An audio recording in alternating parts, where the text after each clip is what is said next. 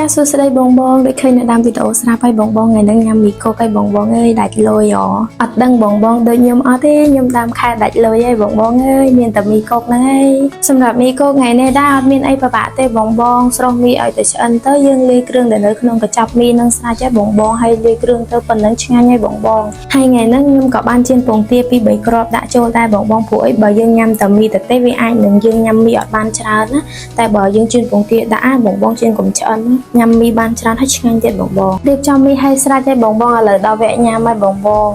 មុំមុខម្នាក់ញ៉ាំមីសោះនោះទៅក្តីសុខហ្នឹងនេះហើយសំខាន់បងស្រីខ្ញុំញ៉ាំមីសោះសេហាយទៀតនិយាយលេងសើចទេបងបងពេលដែលដាច់លុយមានតែមីហ្នឹងហើយបងបងឆ្ងាញ់ហើយវាក៏ជួយឲ្យយើងឆ្អែតដូចបាយមួយពេលដែរបងបងសំខាន់វាសេលលុយបានច្រើនទៀត3កញ្ចប់អស់តែ3000ទេបងបងញ៉ាំបាន2នាក់មួយឆ្អែតហ្មងតែបងបងកុំញ៉ាំច្រើនពេកព្រោះមីក៏វាអត់ល្អដល់សុខភាពដែរបងបងអត់អីទេថ្ងៃហ្នឹងយើងញ៉ាំមីចាំពីថ្ងៃក្រោយយើងមានលុយយើងទិញសាច់គោទិញគ្រឿងសមុទ្រប៉ះបើវិញណាបងបង